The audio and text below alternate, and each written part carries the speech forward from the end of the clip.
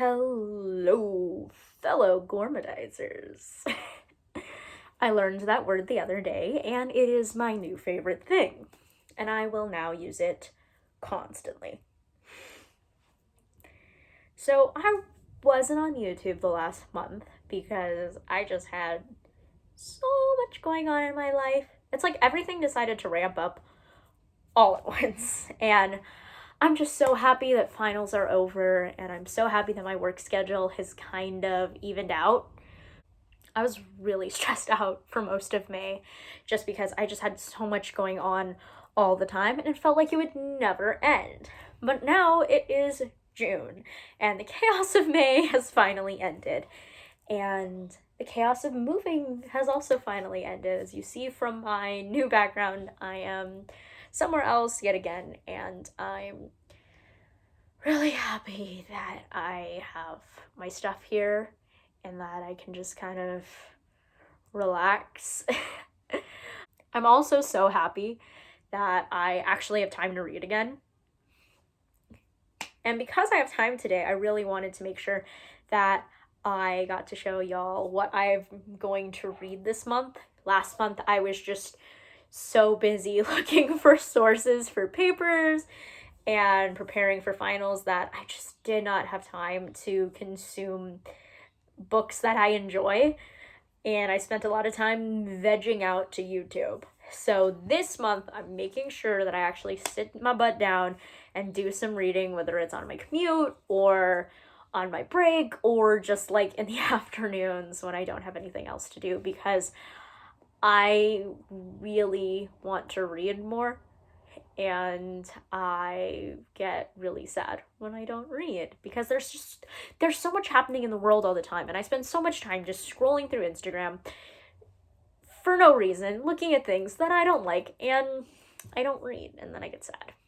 Book that I read this month, I actually finished it today, is Stay Sexy and Don't Get Murdered by Karen Kilgariff and Georgia Hardstark, which some of you may know as the hosts of a little podcast called My Favorite Murder.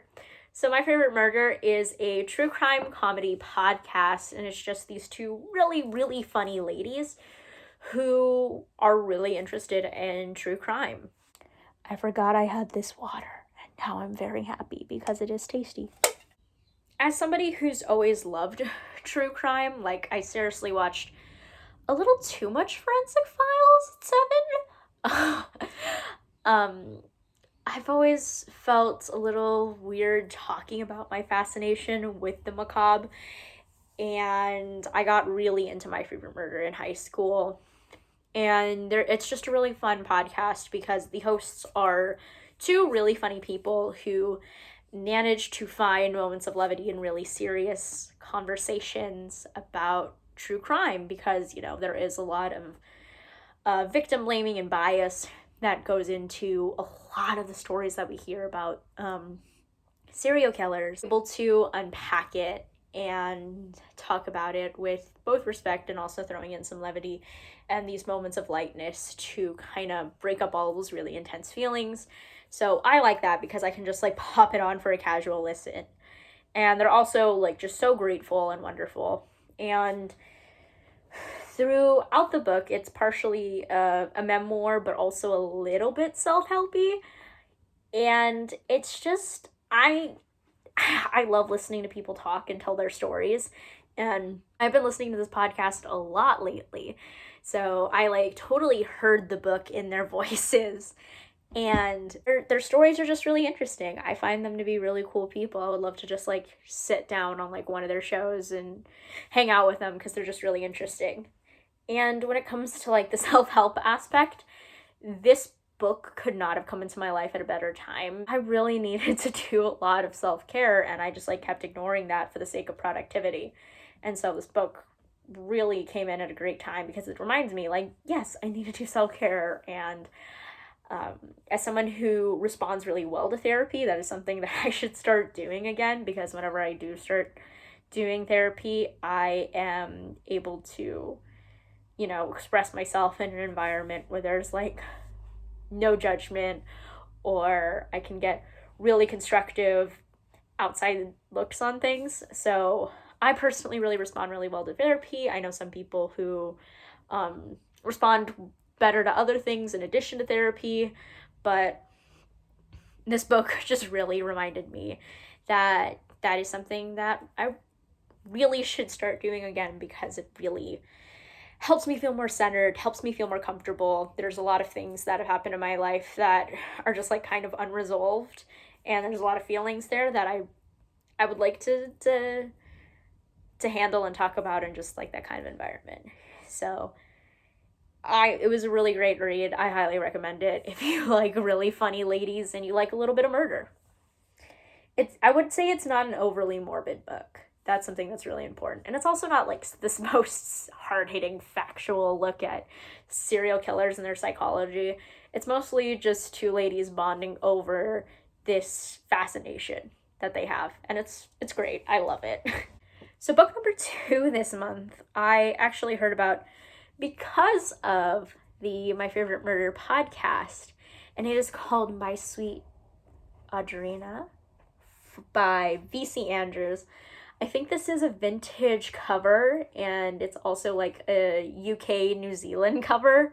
So I think that's why it says Virginia Andrews instead of V.C. Andrews. I don't know if there's like a marketing difference in other countries, because I do know that is sometimes a thing. And then also it's got this like really cool vintagey cover.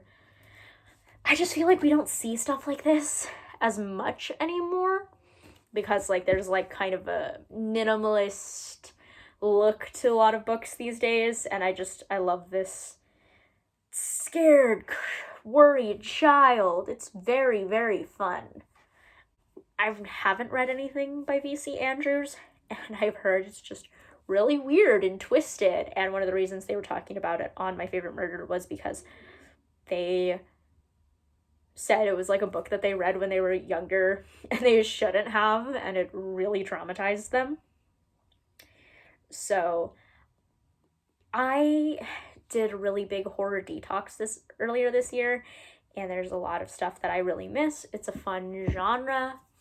I love being creeped out and being weirded out, and I haven't had that type of content in my life. So I'm hoping this book really scratches that itch for me. It's also pretty thick, so I'm excited. I'm just really excited about this one. This was also one of those books that was just a really good find, because I got it at a Goodwill, so it was like 99 cents.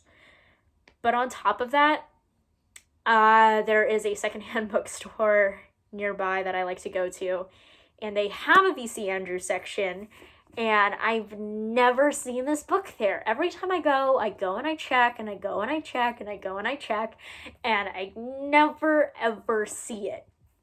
So the fact that I just magically found this one day at a Goodwill when I was coming back from getting my hair cut is just so awesome and perfect and wonderful. I'm so excited about this. I'm so very happy about this.